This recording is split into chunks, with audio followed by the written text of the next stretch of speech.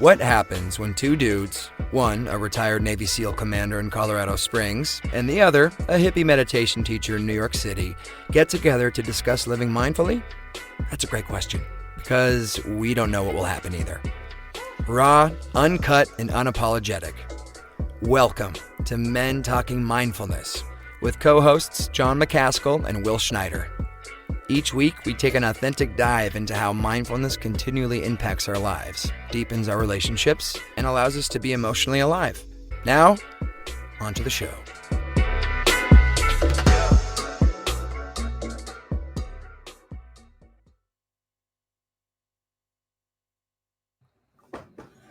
Hey, today we're going to speak about something called Masculinity Contest Culture. Here's a little taste of what we're going to dive into. This is a quote from an article that I'll reference a little bit later. At work, this pressure to prove I have what it takes shifts the focus from accomplishing the organization's mission to proving one's masculinity. The result? Endless, quote, mine's bigger than yours contests, such as taking on and bragging about heavy workloads or long hours, cutting corners to out-earn others, or taking unreasonable risks, either physically in the blue-collar jobs or in decision-making, like rogue traders or financiers.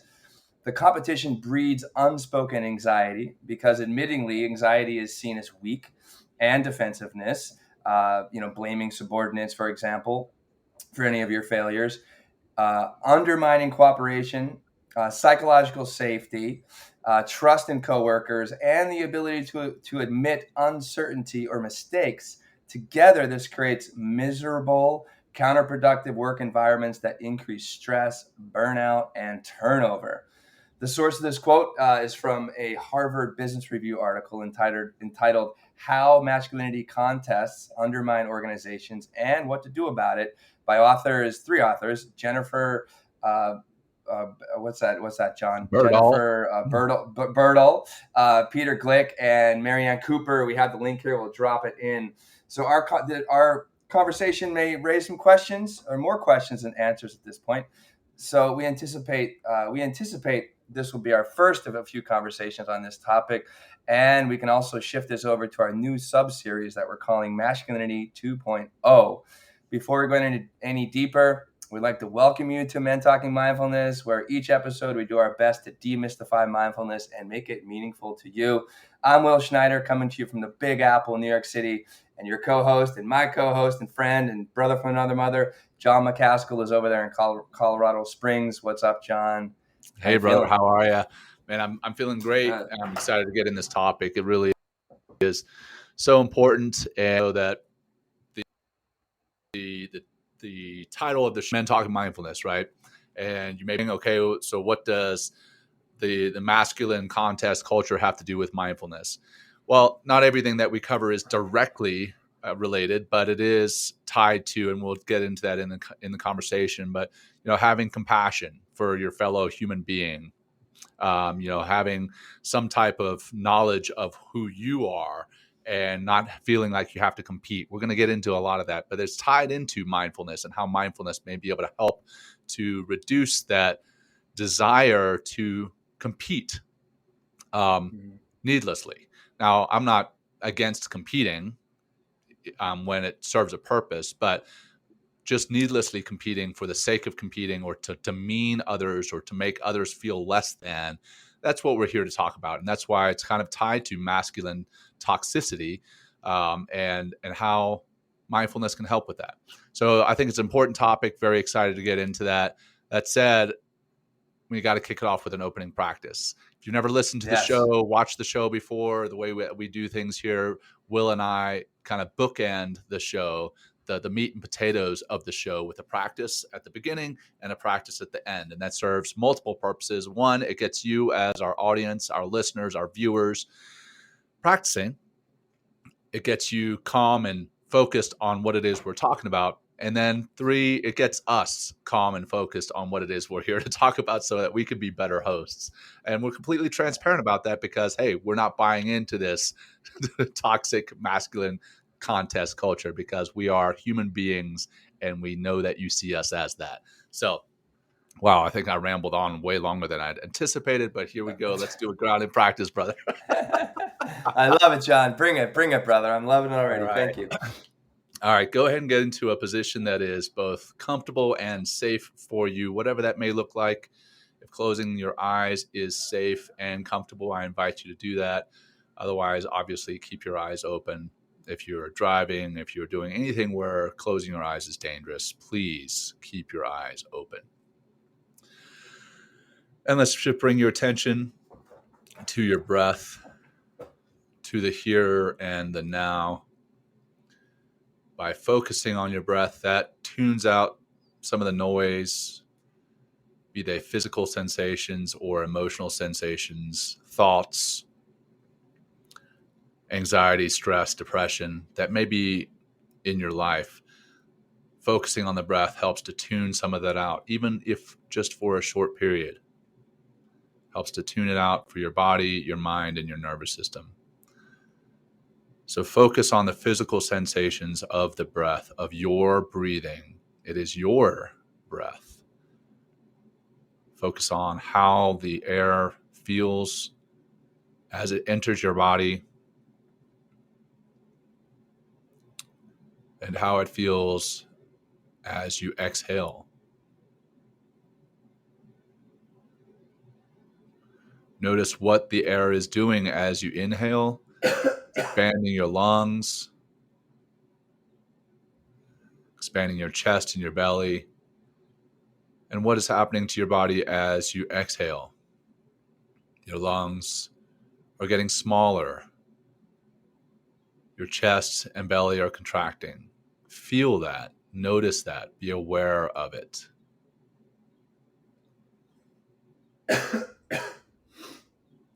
And if you've noticed that your mind has started to wander off, that's okay. Your mind is meant to think thoughts. It's completely natural. Just bring it back. Bring it back to your breath, that anchor. Just like a ship tries to float off from an anchor, your mind starts to float off during a meditation, but you can bring it back with that anchor, the anchor being your breath in this instance.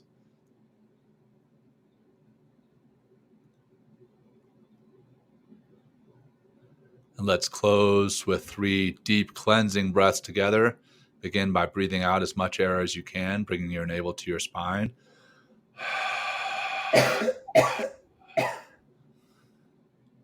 Breathing in, deep in through your nose. Holding at the top and relax, letting it go. Nice and slow, focusing again on the physical sensations of the out breath, the exhalation.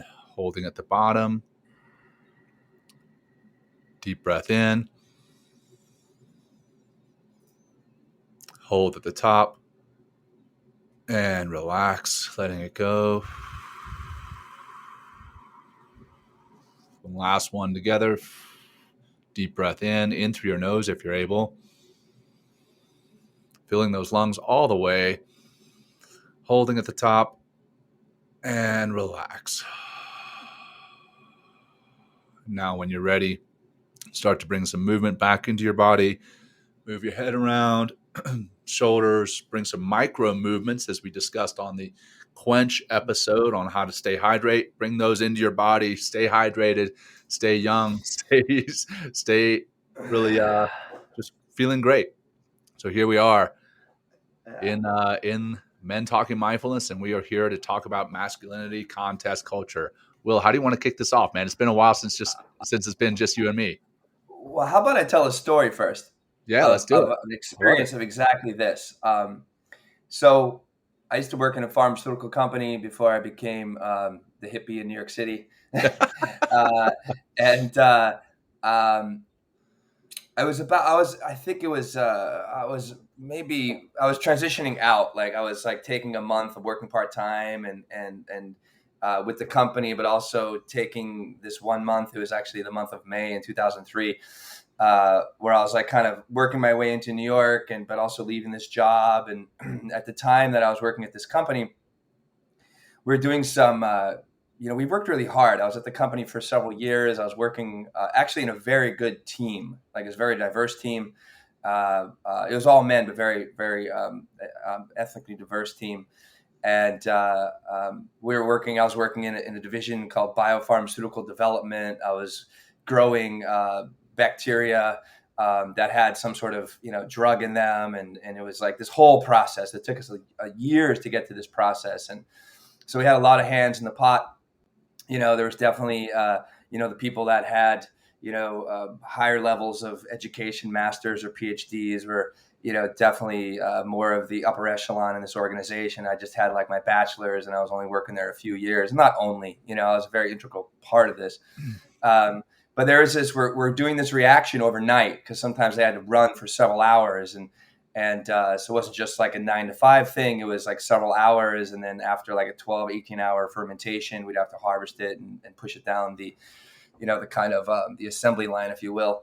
And there was this one evening that something went wrong. I wasn't there this particular evening, but I heard about it the next day or the day after, where we're running this reaction, and someone made a choice which really messed with this particular reaction, in which we had to dump like 2 days of work, essentially, is what we'd have to do, and then start over again. Right. So right there, not unwillingness to admit mistakes and take responsibility for your mistakes. So what they tried to do is they tried to fix it with this particular reaction with a very high acidic acid. Like, I don't know if you know concentrations in acid, but it was like normal concentration. So it's a very, very, very high concentration. So they were trying to reduce the pH of this particular reaction in order for the culture to continue to thrive and continue to grow. And the acid that they put in, it was such a high concentration. In order to pump it into the reactor, it started to actually eat the tubing before it went into the reactor, which caused toxic fumes and all this other stuff that happened. And it was overnight. So it was only like a small group of people that were there doing this. It was like I think it was like 3 people that were involved in this process. Nobody heard about it. So I heard about it from the guy that I knew that was there that night, that I worked with on this team. And they kind of pushed it under the rug, right? One of the other persons that was actually involved in this was a safety officer, right? About 2 or 3 weeks after this whole thing went down, we had a big company meeting to talk about, just to talk about the company. And they always have like the safety officer step up and talk about, things that went wrong and potentially how to improve them.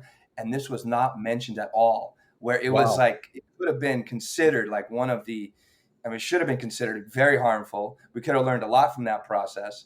But because of what we're talking about here, and we'll define what masculinity, from this article, will define, the criteria or define what the masculinity, like there's 4 main elements of what it is, and was literally what's that? A masculinity contest culture, yeah. Right? Was actually part of exactly what I just spoke of, and it was all men that were involved in this whole thing, which I thought was very interesting. So, let's just try to read what they are. Well, Here's let's unpack that story a little bit, right? Please, yeah. So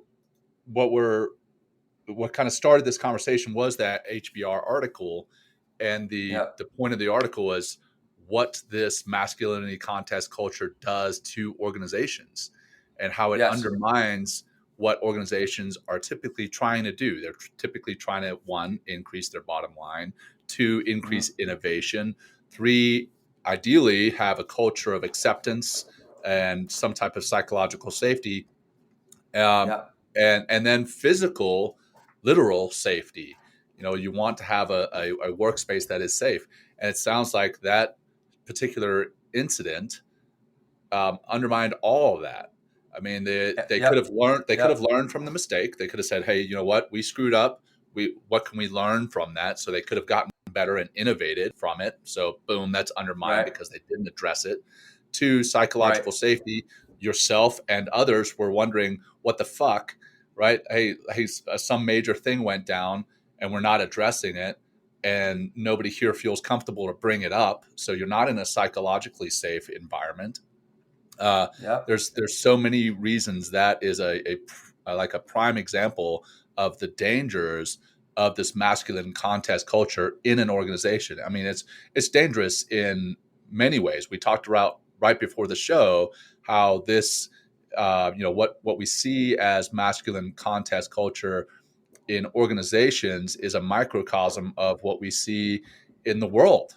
I mean, what we Right. see happening overseas right now, what we see happening sometimes within our own country, within our own borders. And I'm not going to get hyper political on it, but No, I'm with it you. does cause a lot of problems from the micro scale. Maybe it's in sports as a young man or a young masculine type, all the way up to literal wars being started over this stuff. So Right. yeah, let's now take that, define it, and talk more about it, what Yeah. it is.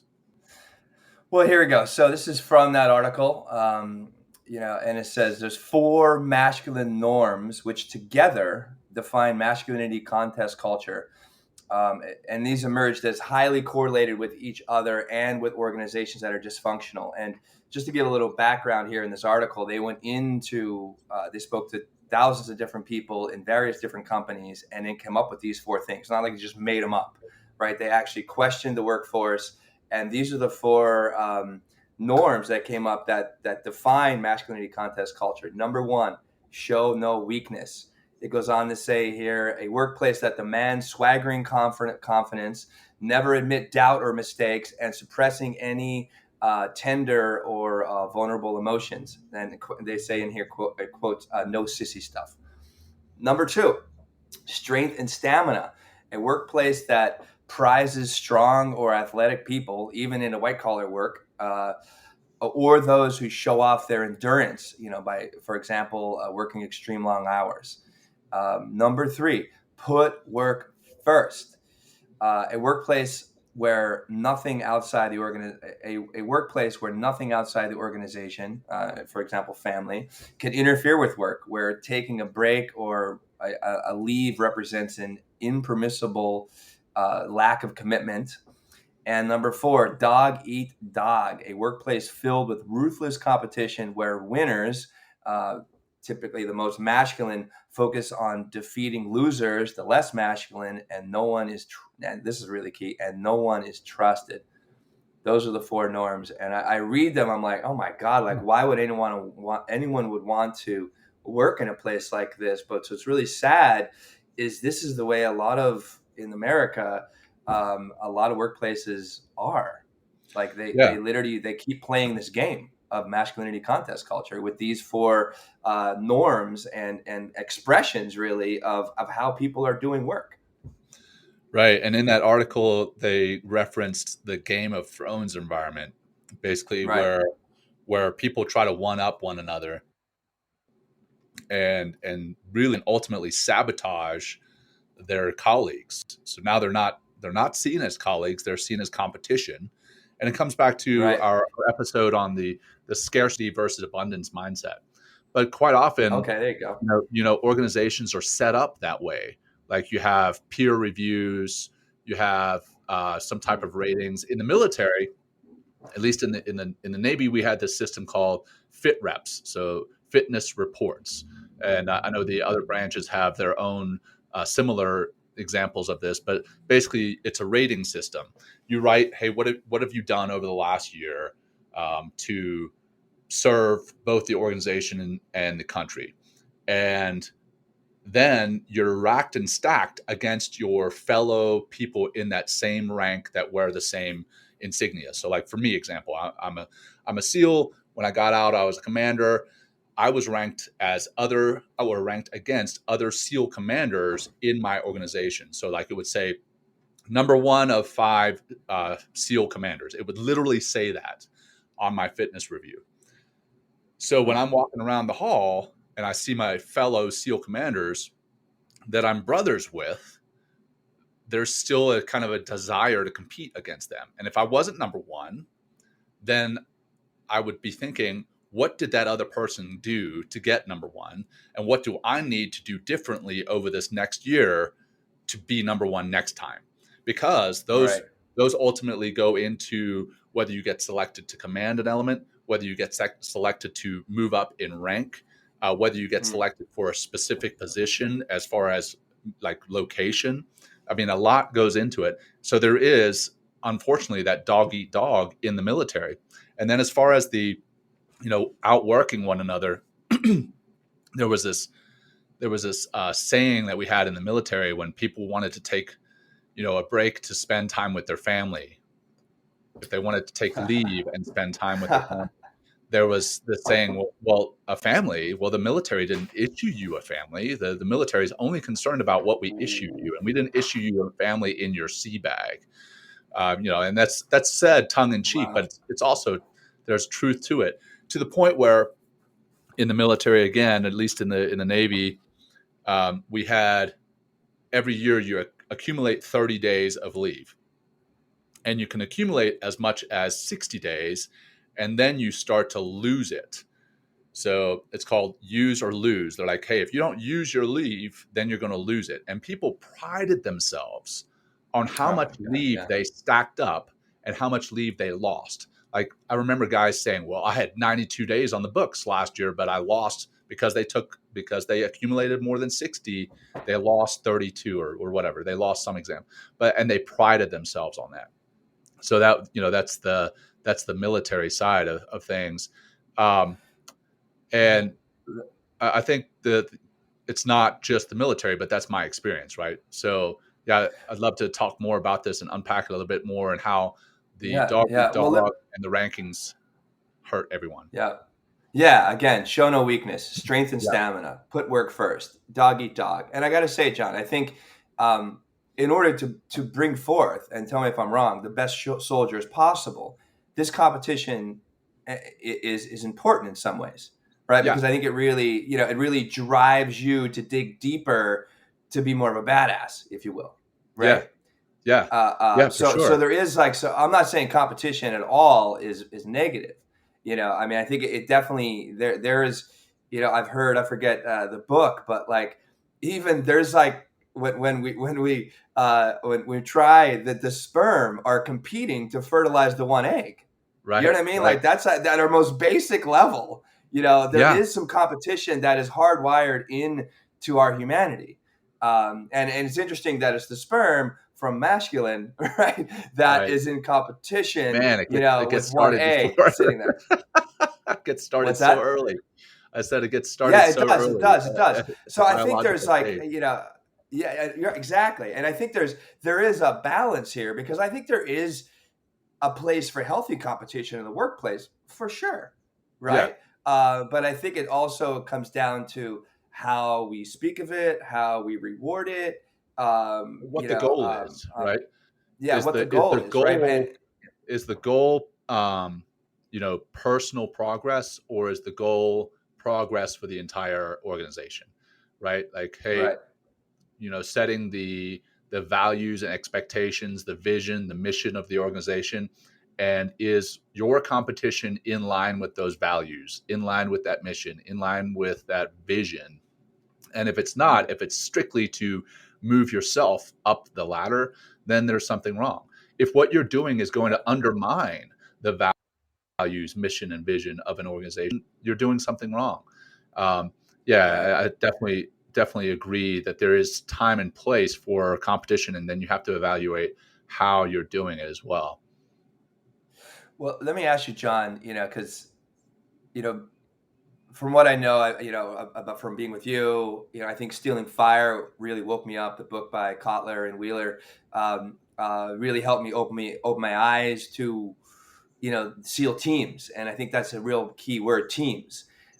So how, if you would, do they leverage or actually merge, if you will, the competition within the group? I'm one of 5 SEALs on my whatever physical ranking, right? And then work to be like, hey, we're a team, we're a brotherhood. Because I mean, every time that you talk about your SEALs, I love when you say they're my brothers, because that means you got their back, and you're really looking out for one another. And because in serious combat missions, like, you need that more than anything else. And the competition, I'd imagine, goes to the side in those very heightened circumstances. So what is is there training involved in order to solidify more of this brotherhood and this harmony as a team, and but also the competition there as well, if you want to kind of dive into that a Yeah. little bit, I think I would be mean, enlightening. like we said just before, is that competition can be good, and it can even bond you, right? Like we'll go out to the shooting range and we'll have a shooting competition. Like you have to move from one barrier to the next, do like a combat roll, crawl through a tunnel, whatever, and shoot these different targets, and you time yourself, or you are timed. And at the end of the day, everybody's time is thrown up on the board. Everybody's number of targets that they hit is thrown up on the board, and there's bragging, and there's high-fiving, and then there's some fun, like, oh man, Jon, you sucked on that one, and it's. I think there is. I got to be honest. I think there's some value in that. Even the fun poking, right? But doing it in a lighthearted way is one thing. Doing it in a, Jon, you fucking sucked on that one. That's different. Undermining, right? That's different, right? Really undermining, demeaning, making feel less than. There's a difference there, and there's a fine line. And as a leader in the SEAL teams, you have to watch that. Yeah. Like you have to allow for some of it, because it does make everyone better if we're competing, and if we're better as individuals, we're going to be better as a team, and ultimately we're going to be better on the battlefield together, because that's where the true enemy is. But I got to come back to this, because it popped into my head as you were talking last time. The ironic part of all this, Will, is that I would never have come to meditation and mindfulness if it weren't for competition. Wow. I think I've told this story explain before. That. Yeah, unpack that. I've told this story before, but for those of you who don't know, I struggled with my own stress and anxiety after a particular operation in the SEAL teams, and it caused me a lot of survivor guilt. And I went to go see a counselor, and he recommended mindfulness and meditation to me, and I laughed at him because I thought he was a weirdo, and I thought meditation and mindfulness was for a bunch of weirdos. And then he said, well, what if I could give you something that would give you an edge over your enemy or over your buddy next to you? Because in a special operations world, that's what you're looking for, is an edge. You're looking to outperform your enemy, and that enemy could be the enemy on the battlefield, but it could literally be your buddy right next to you. And when he said that, I was sold. I was like, yeah, give me whatever that is. And it just so happened to be meditation and mindfulness that could improve your performance. So and give you a competitive edge. Yeah, it gave me the competitive edge. So I actually started mindfulness and meditation for the performance enhancing aspects of it. And I know that's shallow. I fully know that now. But looking back on it, it's ironic. I hadn't even thought about it until you started talking, that I would not have started meditation and mindfulness if it weren't for the performance enhancing aspects, the competitive edge that it would have given me. But ultimately, it also gave me compassion and wherewithal and an idea of who I am. And it helped in so many other ways. The competitive edge was a minuscule piece of it. But I had to bring that up. I thought it was ironic that I wouldn't be here speaking to you today about mindfulness if it weren't for my own desire to compete, to be better. Right. Well, I think there's that healthy competition. Here's an example, and then I know it's like I feel like we're going off on a little, not a tangent, but like here's an example, Jon, that we together are living right now, and we can promote this as well. Is our Whoop team, our Men Talking Mindfulness Whoop team. Like I am making all sorts of changes in my life, so I can be healthier, right? Yes. But what's driving me to be healthier is to see the group, right? Because I think we have 11 or 12 members in our team, right? Men and women are involved in this. So let's just explain anybody real quick can join what Whoop is. Yeah, go ahead. Go ahead. Yeah, so, love it. Yeah, for the audience. It's right there. That's what Whoop is, right there, Jon. Literally, that's Whoop. We're both wearing it on our wrist. It's a wearable, tracking our biometrics. It tracks our SpO2. It tracks our heart rate. It tracks our heart rate variability. There it is. So Will's got it up on his phone, and we have it tracks all that, but then it also racks and stacks all those things against a group. So like literally it tracks how much sleep you get, and then it racks and stacks your sleep against the rest of the people in the group. And I'm right there with you, Right. Will. I wake up in the morning and I check that thing. I'm like, how did my sleep rack up against everyone else's sleep? Right. Did I get enough strain through the day? So it measures your strain, whether or not you worked out, whether you got your heart rate up enough times through the day, and it racks and stacks that. And I'm like, okay, I've got to get on the treadmill this morning for no other reason. So it's embarrassing, but it's also, hey, it's a motivator. It comes back to our episode on I'm so inspired by it. Yeah, it's a digital accountability method. And I get on the treadmill, or I get on the bike, or I go out and run, so that I'm not dead last on that stack. So this comes back to the healthy competition, right? Is it healthy? Right. Yeah. Now, if we obsess about it, or if we get on there, if we get on the group, because there's a chat function as well, if we get on there and we start dogging one another in a mean, demeaning way, then that's where the toxic masculinity contest culture is obviously undermining the point of the group. The point of the group is to support one another, and it's great. We all get on there, we're like, hey, great job. Good to see you guys got some sleep. Good to see you guys got some workouts. Great work, that kind of thing. It's supportive. It's not competitive in a negative way. So I think that's the difference. Well, also, if you're really obsessing, I mean, because it tracks. We're plugging the shit out of the Whoop right now. Yeah, we got to bring them on the show, which is perfectly fine. It's a great. I mean, I can't believe how incredibly inspired. I literally, John, I did not smoke weed last night to go to bed, so I can literally elevate my HRV, which is so important, heart rate variability. And I woke up. My heart HRV was up. I'm going to do it again tonight. You and I had almost the exact same metrics last night, by the way. Yeah, right. But also those metrics, right? They're measuring three things. So if you want to be obsessively like crushing your competition on the strain, which could be cycling, biking, swimming, walking, hiking, whatever it is, right? Strain activities, stuff that is really upping your heart rate and really activating the body. But also parts of this, other two are sleep. So you have to get good sleep. So if you're obsessive and want to work, want to crush everybody, like that's probably going to affect your sleep. So you're not going to sleep well, so you're not going to rank well, but also your recovery as well. Like the downtime in between the strain and your sleep is very important. So I love the harmony that Whoop kind of brings in to being a well-rounded, healthy, competitive human being. Because if I don't sleep well, I'm not going to rank well. If I don't sleep well, my strain is going to take a hit. My recovery is going to take a hit, right? But also, if I'm not stressing myself with strain enough, my sleep won't be as well. And this, so anyway, that's a great example of healthy competition. And I really wish, I'll plug it again, and we'll find a way. I think it's on our LinkedIn, and I'll find a way that you can join our group if you're part of the Whoop community.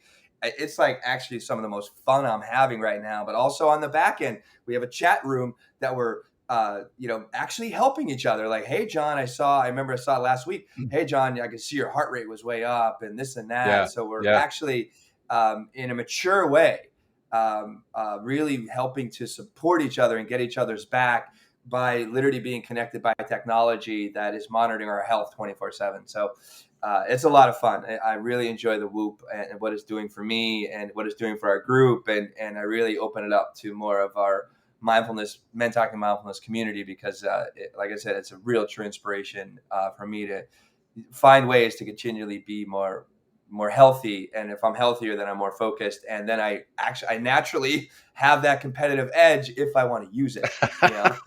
So that's right. Now we've made it all the way back to the conversation at hand. Hey, here we go. We did it. So let's see. Our executive assistant put in the chat, hey, we need to get paid for this ASAP because we did such an amazing plug for Whoop. It was I love the Whoop, man. Somewhat off, but hey, we're supportive of it. So let's come back to the the contest culture, the negative sides of it. Yes.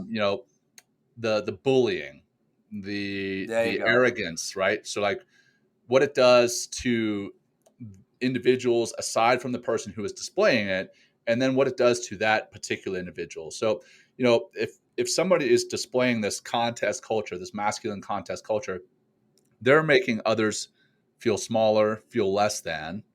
But what they're also doing to themselves is they're faking themselves out and making themselves feel more than, when really they're really not that great. So I'm sure everyone that listens, or most of the people that listen, are familiar with the co-working space or the former co-working space, WeWork.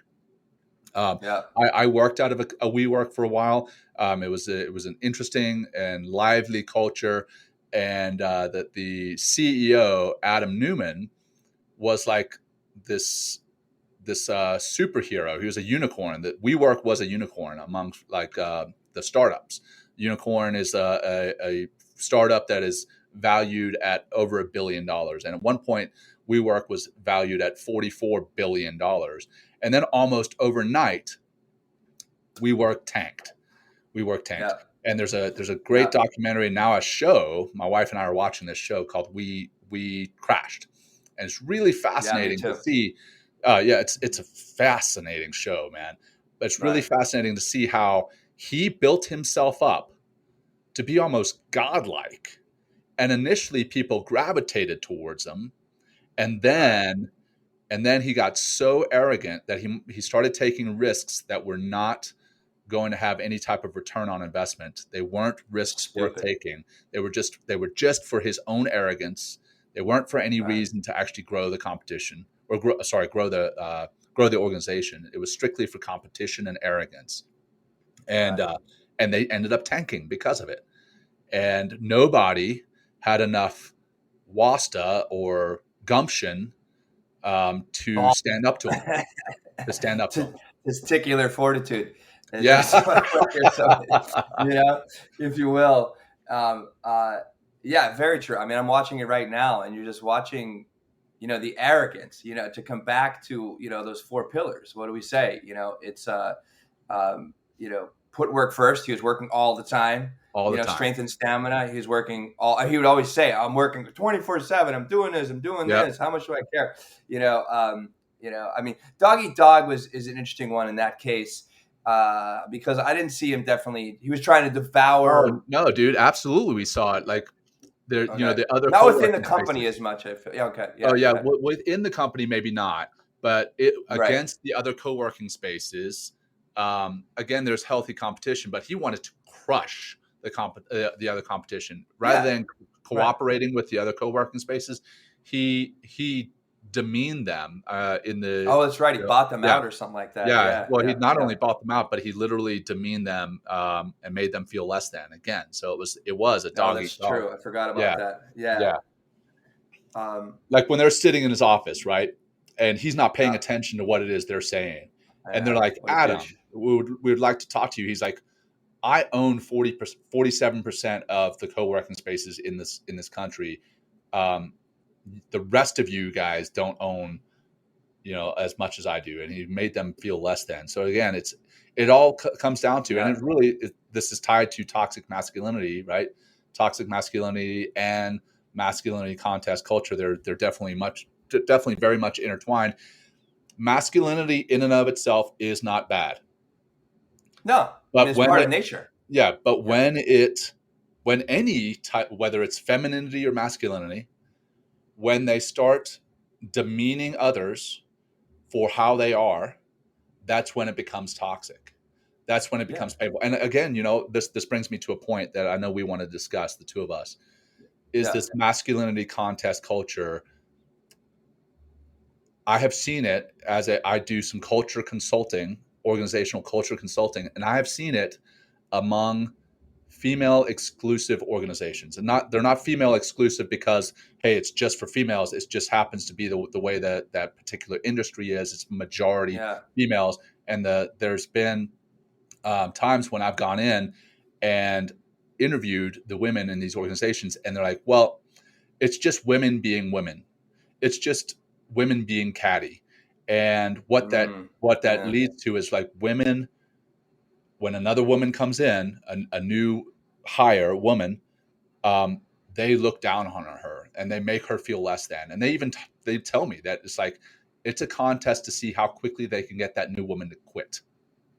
Yeah. Or cry or something. Cry. I mean, for real. And so that, though it may be among women, it is still the masculinity contest culture. It's still the masculinity contest culture.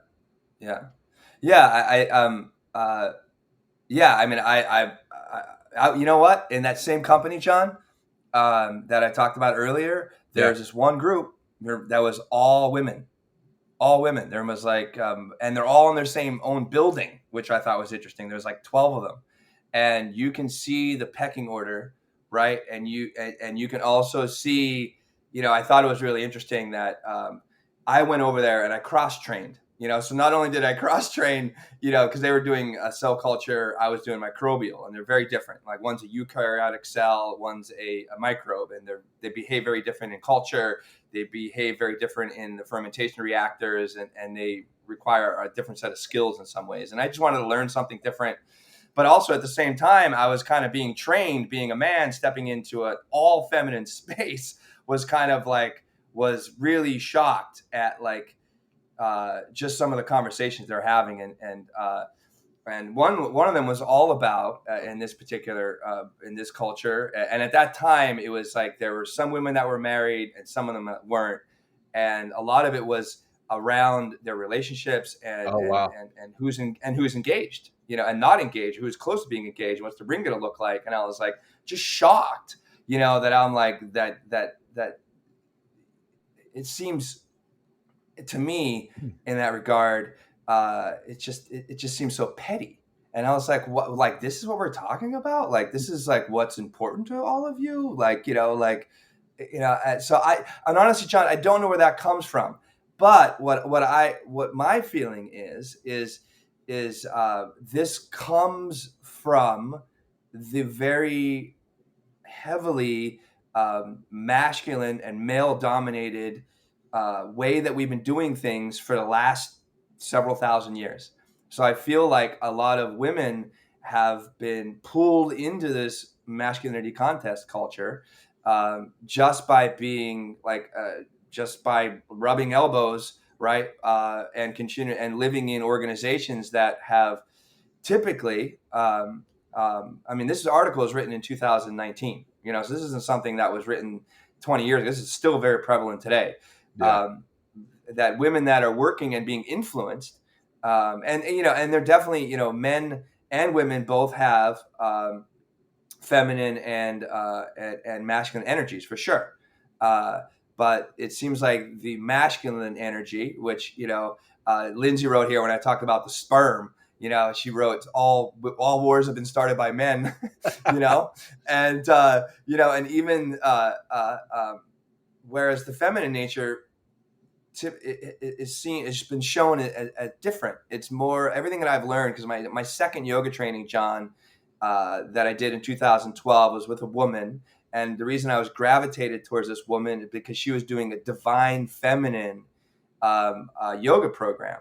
Mm-hmm. And, I just said that in my mind, I'm thinking like, oh, everyone's going to think I'm weak. Everyone's going to think I'm this or that and the other thing. But I literally moved in that direction because I grew up a very hyper-competitive athlete, crushed competition, exactly what we're kind of talking about here. Like I've always been, put me on the basketball court, like I could really be a fucking son of a bitch, I got to say. Like, because I'm like literally taking people out of their game, right? So I could dominate and crush them. But that's what competition is. And sometimes it might not be the best way to do things, but it was effective and we won, Right.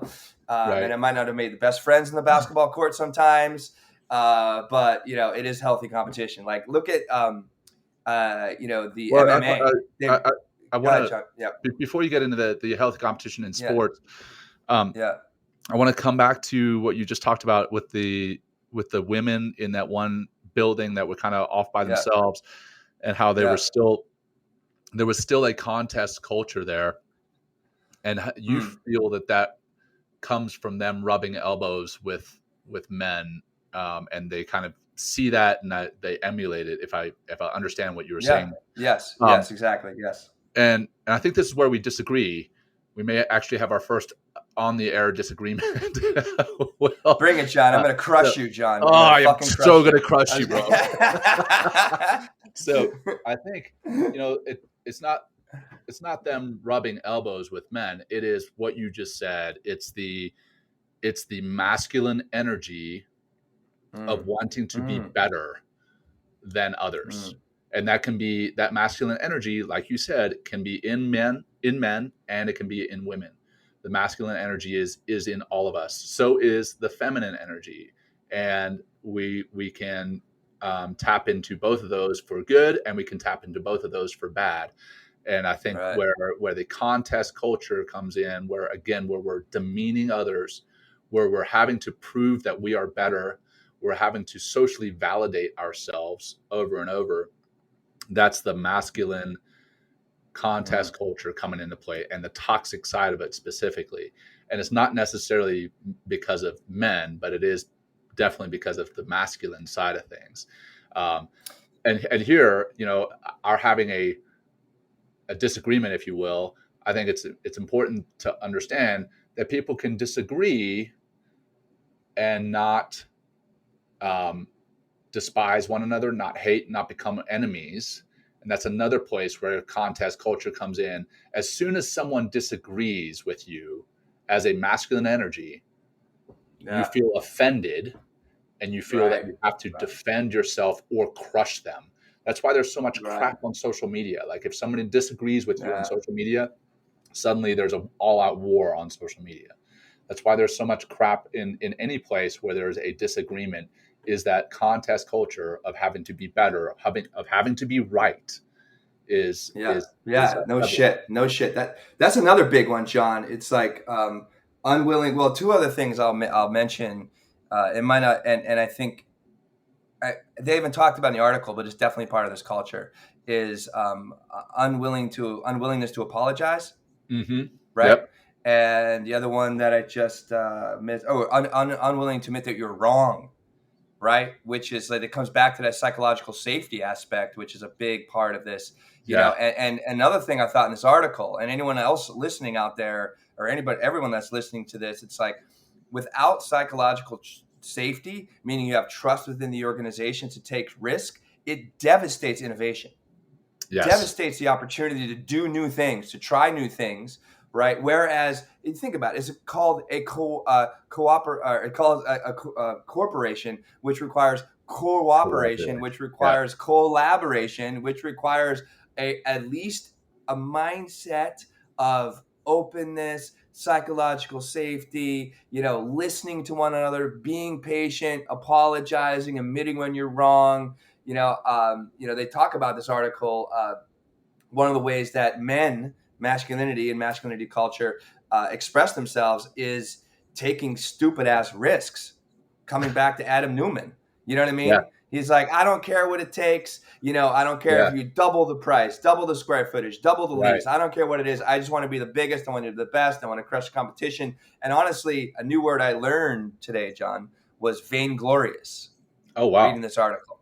Vainglorious, which means, and also being super prideful. So everybody's looking at you as the superior. Everyone's looking at you as the alpha, right? Vainglorious, right? And a lot of this comes back, to that need to be seen as the highest. And what I will also say, John, I don't necessarily disagree with you about this feminine, masculine aspects and energy we talked about, because during this divine feminine training I did, the woman I worked with, who led the training, she was wonderful at this, breaking it down, was the way the energy of the masculine energy are how they're expressed. Masculinity is very linear in nature. Right? Very linear. And that's why we have like a pecking order. That's why we have a hierarchy. And that's why I feel why we continually play this game of masculine contest culture, because we're trying to one up each other, and be the top of the heat and be seen and experience, right? Or that vainglorious, right? Or uber prideful. Whereas feminine energy is circular, right? So this is where, more like bring people together, build the home, right? Like make the nest, right? Whereas the men is out there typically trying to, provide for the family. And this is, I feel like I'm getting into some wonky waters right now, but this is like, this is the way it's been explained to me. But this is also the way that this is also expressed just biologically in a lot of ways. Like this linearity in masculinity, right? And this circular nature within the feminine. And what I was trying to do, John, and why I went in this divine feminine way is because like I wanted to get deeper into that divine feminine quality so that I can be more of just a whole, get the fuck out of this game, right? It doesn't serve me at all, right? And find a way to be a better man holistically, have a whole self of like, and I think that's one of the reasons why we work so well together, as well as like because I literally have worked in order to be more patient, to listen, to step back, to admit that I'm wrong, to apologize when I need to, because I have no problem doing those things because it just creates an environment and around me and the people I'm relating to that it's like that it adds that psychological safety. People are willing to be open and talk to me. And what happens in those cases, John, when you have that environment, that's when innovation occurs. That's when the biggest creativity occurs. That's when we're able to really accomplish things together, right? Because like a man is not an island, or a human being is not an island. It takes we were able to build this incredible fucking world that we have by working together. Yeah. Because if it's just one man trying to build the Empire State Building, it's not going to work. Right. Or whatever they're trying to build. But yeah. And I gotta, so, I think, sorry, I just had to interrupt before I lost this thought. No, go for it. I know that goes against everything that we talked about in the Leadership by Listening episode. But yeah, you talked about, the trouble in saying I'm sorry.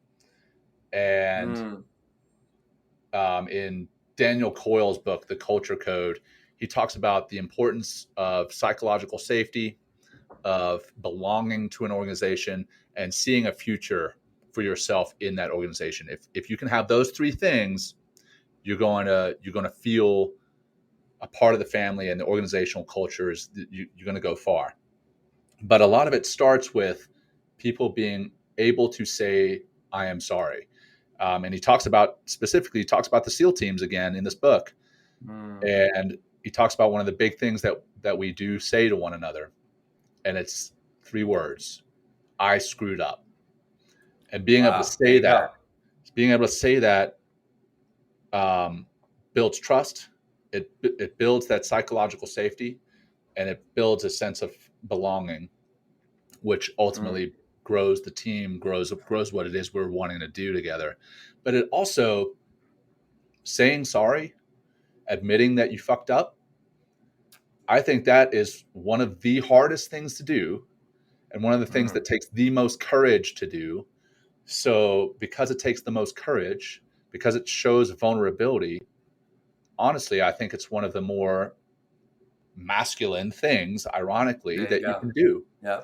And we, for some reason, do not celebrate that. When somebody says, I'm sorry, I was told, this is ridiculous, especially since I just said that in the SEAL teams, we say I screwed up. There is room for error. I was told in BUDS, that's SEAL training. I had an instructor pull me aside because I had said sorry in front of him I had said sorry to one of my guys in front of him. And he said, sir, never, ever apologize to your men. And I heard that, and I was like, I didn't say anything because I was a student. He was an instructor, and you kind of hold the instructors up here, and you're a student down here. Right. But in my mind, I was thinking, that's fucking ridiculous. Why would you not apologize to your people? Why would you not apologize to your men? Right. Well, and he had it in his mind that saying sorry was the weakest thing you could do. But that all said, man, I know you have something from Leviathan with Thomas Hobbes that you wanted to bring in. Oh, yeah, good. I'm glad you're going to let me read this. So let's talk about it. We're not going to get to everything in this show. We're not. No. But a multi-part episode or multi-part. Well, I feel we just opened. We're opening. Sorry, John. We're opening Pandora's box here. For sure. We can just unpack this, and like I said earlier when we started the show, we're going to bring these conversations and grow this conversation in our Masculinity 2.0. And what we're trying to do in Masculinity 2.0 is upgrade masculinity, right? So we have, with healthy competition, being willingness to say we're wrong, apologize, all those wonderful things. But here's a reading by this was actually, they talked actually at the very top of the article The New York Times says a New York Times investigation describes Uber, right, which is a company, right, as a Hobbesian environment in which workers are pitted against one another and where a blind eye is turned to infractions from top performers. Okay. So I was like, what the hell is this Hobbesian, environment? So I started going down some rabbit holes, and I locked on to this. This is an article by Richard Tuck. I'm just going to read a little piece of it. And the title is Hobbes, a very short introduction. This is from Oxford in 2002, right? And what Thomas Hobbes, okay? What Thomas Hobbes, he wrote a book called Leviathan back in 1651, which also influenced John Locke, right? And John Locke influenced the Declaration of Independence, John, in this country. So think about, so anyway, just give a little backstory. It says, and one thing that in Leviathan that Hobbes talks about is the state of nature. Okay. Hobbes develops his account of the state of nature from the claim that human beings are naturally equal. By this, he means that each individual possesses the natural right to preserve himself, and furthermore, the natural right to claim all things or seek all power that he judges necessary to his ends. Necessary to this ends. According to Hobbes, this rough equality of ability leads each person to have an equal hope for acquiring good things for himself or their self. As individuals strive to accumulate goods, they compete with each other and consequently create an atmosphere of distrust.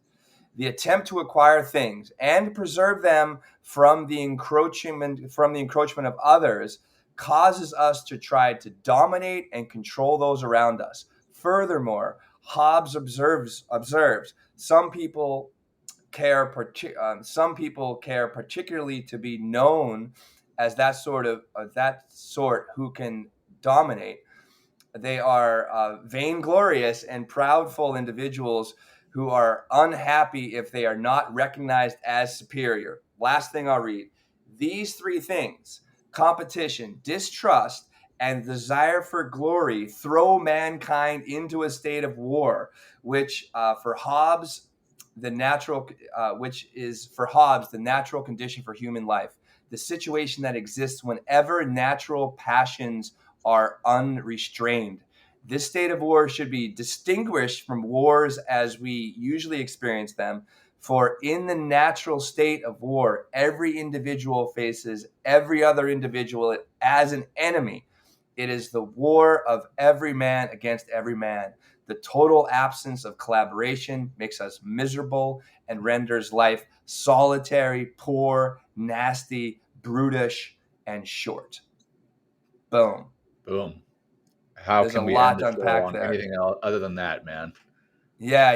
I really, one thing I'll say, John, before we close, I was like reading this, and it sounds like there's a lot of paradox and a lot of like contradiction here in Hobbes' work, because he also does talk about from the stuff that I read just on this particular article by Tuck, that there is also that other side of competition, and instead there's like a harmony, which I was like, wait. So actually I reached out to Clark, who is like the professor at Pittsburgh, who's been on a couple episodes. And I was like, hey man, can you help me understand this? Or I just felt like I was like putting myself back into a classroom and wanted to ask a million questions, because this really lit me up. And this conversation has really lit me up today, John. And thank you for having such a wonderful, healthy Pandora box opening conversation. We just cracked it. We just cracked it so far. We just cracked it, but a lot of shit came out. A lot of That's stuff right. is flying out of here. Pandora's box, man. Once you crack it, you can't close it. And I'll tell you what, anybody out there listening and you want to, please like comment on, send us a message. We'll be posting on our LinkedIn and Instagram. And if this has lit you up and you want to comment and help us further this discussion with some of the things that you're interested in, please send us a message. I think Lindsay talked about opening up potentially a dialogue box on mentalkingmindfulness.com where you can put some comments and reference things if you need to. But John, Always great to talk to you. I'm so glad that we have such a healthy environment at Men Talking Mindfulness, and this includes Lindsay and our other people that we work with as well. We're healthily trying to compete to definitely be the top mindfulness podcast out. And if we don't get there, I really don't give a fuck. We're gonna crush I really the other enjoy ones. it. Yeah, we're going to crush them. I love what we're doing, John. And I think that love and that passion and desire to help other people will eventually take us to the top, whatever that looks like. Right. So there's my little end rant. Healthy competition, if you will, John. Healthy competition, man. Well, why don't you bring us home, man, with that closing practice? Okay, great. Awesome. Whoa, everybody good. Let's just close your eyes if you can. Let's just do a few simple breaths and just really bring ourselves home into our body. Which is where so much of this truth, so much of this healthy competition, so much of who we can be rests. But the only way to get inside is starting to breathe and bring yourself home to your body. And sometimes you just need to get out of your mind in order to do that. And the breath is that healthy way to get into your body and come back home. Let's exhale the breath out the mouth. Let's take a beautiful, smooth inhale through the nose, really big through the nose, big breath in. Just hold that breath at the top here for 5, 4. Feel that balloon in your torso. And a nice relaxing sigh out. Let's just do a few more of those. Big, giant breath in. Keep going. Inhale. Hold that breath here again for 5, 4, 3, 2, 1, and exhale out. Very nice. We'll just do a couple more. Inhaling. Holding 5. Exhaling smooth, let it all out.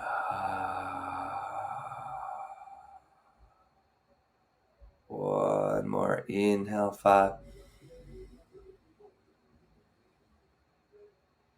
Holding. Exhaling easy.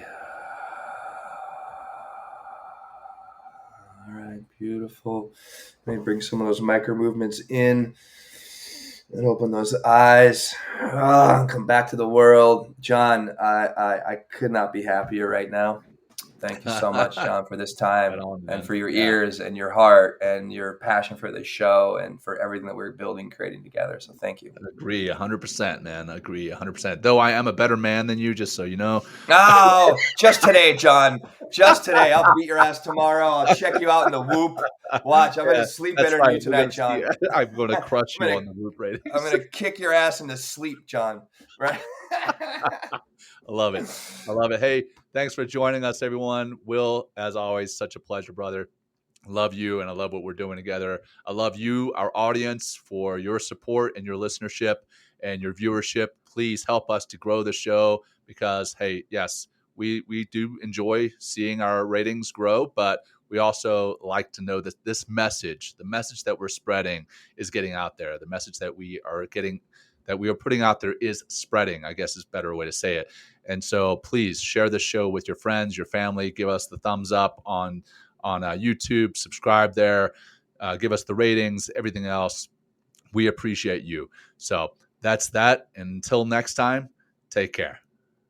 Peace. Thanks, everybody. Thanks, John. Thanks for joining Will and John on Men Talking Mindfulness. If you enjoyed the show, please like and share it with your friends and family, and please, we would appreciate a review too. Until next time, this has been Men Talking Mindfulness. Thanks for showing up.